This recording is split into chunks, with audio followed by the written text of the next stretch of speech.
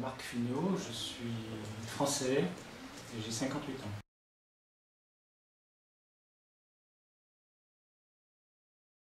Alors, je suis diplomate de carrière, donc je suis entré au ministère des Affaires étrangères français il y a maintenant près de 35 ans. Et donc j'ai mené une carrière diplomatique pour la France. Et depuis 7 ans maintenant, je suis à Genève.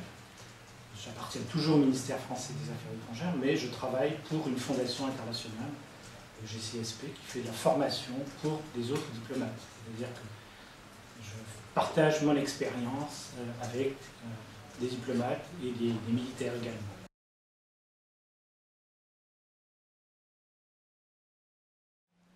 Alors j'ai commencé par des études de droit, parce que c'est, il me semble, la meilleure préparation, la meilleure formation de base. Donc j'ai un master de droit international à l'université d'Aix-en-Provence, en France. Et j'ai complété par un autre master de sciences politiques à Sciences Po à Paris. Parce que là aussi, j'estime que c'est une formation très complémentaire. Parce que dans la diplomatie, il y a des aspects juridiques, mais il y a aussi des aspects politiques.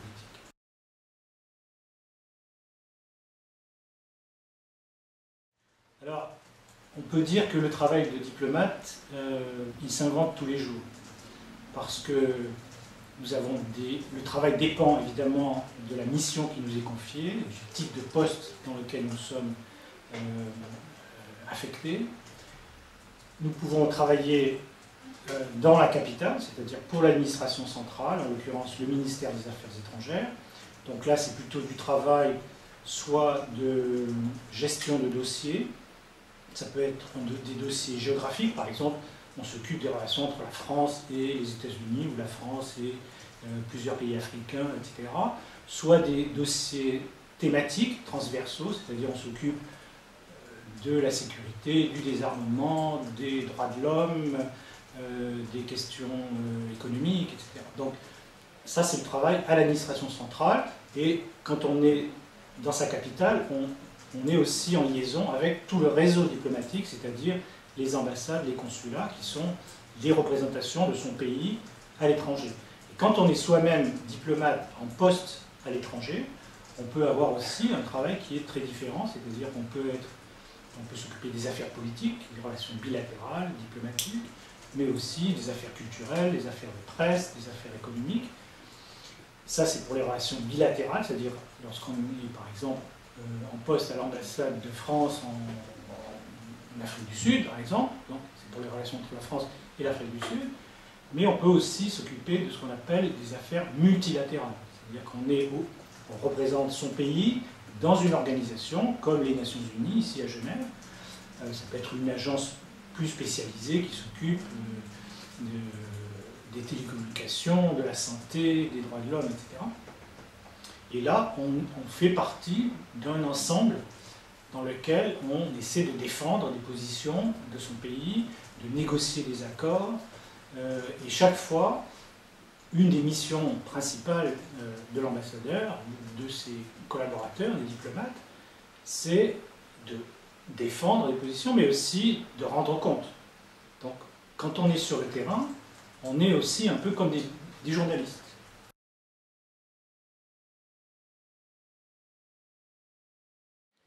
Bon, j'ai toujours eu un goût pour les questions internationales. J'ai beaucoup voyagé et j'estime que quand on a une vision des choses, on ne peut plus maintenant se limiter à un seul pays. La plupart des grands problèmes aujourd'hui se traitent dans les organisations internationales, multilatérales, et on ne peut plus agir seul. Même une grande puissance comme les États-Unis ne peut plus agir seule, elle a besoin d'alliés, de coopération. Et donc, c'est pour cette raison que j'étais attiré par cette possibilité, non seulement de voyager, et ça on peut le faire comme touriste, hein, mais aussi de vivre dans un pays, de connaître mieux des situations différentes, des civilisations différentes, des cultures différentes, mais aussi comprendre comment fonctionne aujourd'hui l'économie, toutes ces questions qui ne peuvent plus être réglées par un seul pays.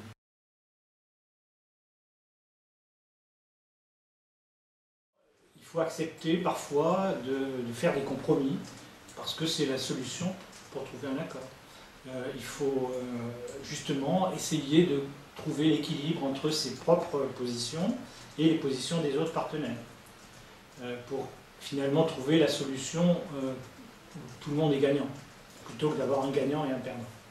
Donc, pour ces négociations multilatérales, il faut effectivement ne pas avoir peur de travailler sous la pression et de se préparer mentalement à faire des concessions par rapport à sa position de départ.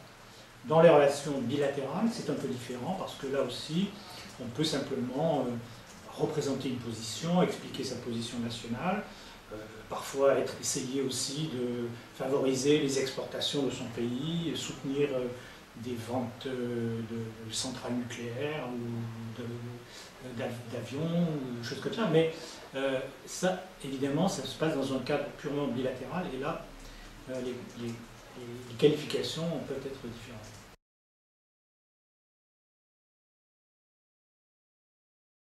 C'est très difficile, en fait, c'est un peu comme si on vous demande à des parents quels sont les enfants que vous préférez. Chaque pays, chaque expérience est différente et apporte un enrichissement.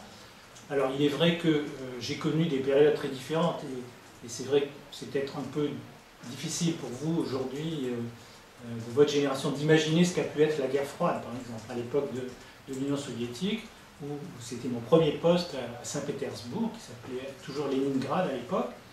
Il y avait très peu de diplomates étrangers, et nous savions que nous étions observés, suivis, espionnés en permanence, écoutés, etc. Donc ça existe. Au début, on a du mal à s'y adapter. Et surtout, après, historiquement, j'ai appris que parmi mes anges gardiens, mes suiveurs du KGB, il y avait un jeune colonel du KGB qui s'appelle Vladimir Poutine, et qui était donc, je ne l'ai pas connu personnellement, mais je sais qu'historiquement, voilà, il faisait partie des gens qui étaient là pour me surveiller. Et quelques années plus tard, j'étais en poste en Pologne, donc c'était toujours le régime communiste, et il y avait la visite du pape polonais, donc grand événement, grand enthousiasme. Et à l'époque, il y avait déjà beaucoup de manifestations contre le régime communiste et contre surtout le militaire Jaruzelski qui avait pris le pouvoir. Et quand j'avais une des premières caméras vidéo un peu lourdes, comme ça, j'ai pris des images de ces manifestations. J'ai été arrêté, raflé par la police secrète, la police politique, enfin, le KGB polonais de l'époque.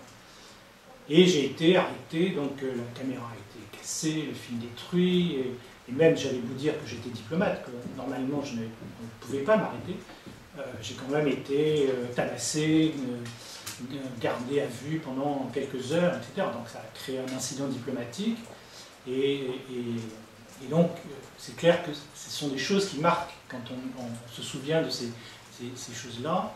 Et quand mon ministère a préféré après me faire quitter le pays, il avait peur de représailles sur ma famille, et ma femme venait de donner naissance à notre fille, et quand je suis allé faire mes adieux à Lech Walesa, il m'a dit je sais ce qui vous est arrivé, je voudrais être le parrain de votre fille. Donc voilà, ça fait partie des souvenirs comme ça historiques qui restent quand même, qui marquent une carrière.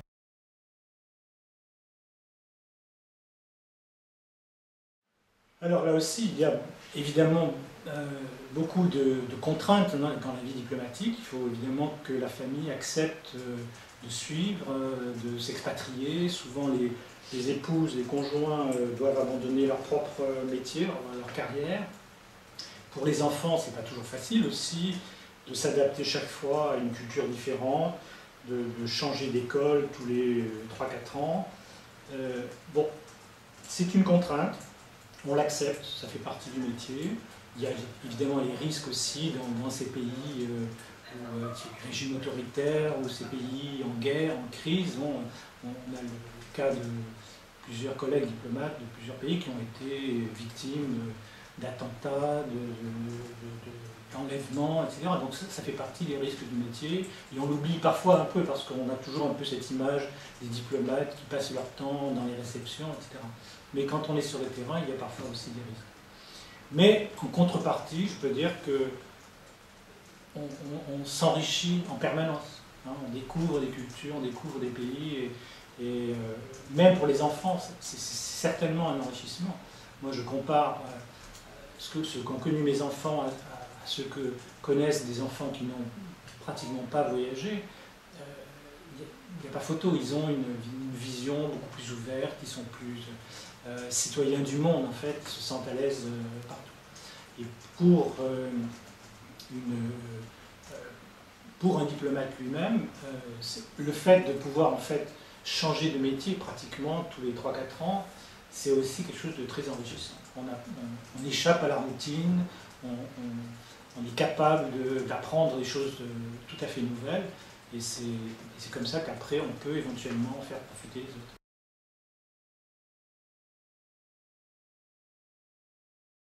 Alors la Genève internationale, c'est évidemment, surtout quand on s'intéresse aux questions multilatérales, de paix, de sécurité, de droits de l'homme, c'est unique, unique au monde. Il n'y a aucune autre ville qui possède cette concentration d'expertise, de spécialistes, de gens motivés, qui ne sont pas seulement d'ailleurs, qui ne travaillent pas seulement pour des gouvernements, pour des organisations internationales, mais vous avez aussi toute une série d'organisations non gouvernementales qui représentent la société civile, qui se mobilisent pour des causes, pour défendre les droits de l'homme, les questions humanitaires, les réfugiés, etc.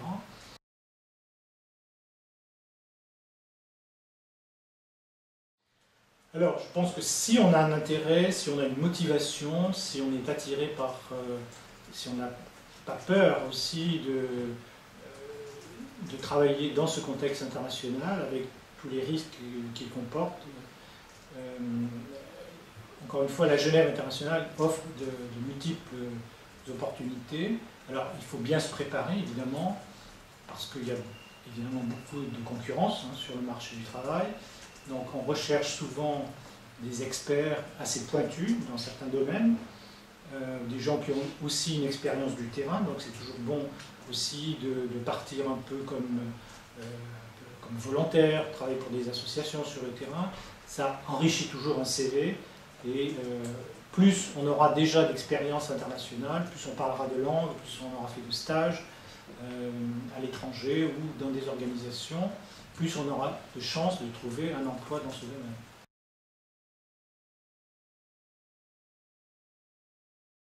Alors évidemment, chaque pays a un petit peu son système et ses méthodes, plus ou moins démocratiques. Alors, disons qu'en France, on a un système qui essaye de trouver l'équilibre entre les besoins de l'État, de l'administration, qui dit, voilà, bon, moi en ce moment j'ai un grand projet qui est de développer la coopération avec, par exemple en ce moment, les pays d'Afrique du Nord. Donc c'est clair qu'on va avoir besoin de spécialistes, d'experts, si possible qui parlent arabe, qui connaissent un peu la région, qui ont déjà des compétences dans ce domaine. Mais il faut aussi utiliser les ressources qui existent. Donc on va se tourner vers un petit peu le pool, le vivier de ressources, de compétences, et à ce moment-là, on va voir un petit peu, on va essayer de trouver les gens qui correspondent le mieux aux besoins. Mais à titre individuel, on est évidemment toujours en mesure d'exprimer des vœux, et là aussi, il faut essayer parfois de trouver un peu un équilibre. On ne peut pas avoir des experts, par exemple de l'Asie, qui vont passer toute leur carrière en Asie, parce que il faut qu'ils puissent aussi rentrer à Paris, qu'ils puissent se recycler, qu'ils puissent aussi s'intéresser à d'autres sujets. Et donc là aussi, une carrière, elle est souvent faite de cet équilibre, de ces compromis entre les besoins de l'administration et les aspirations des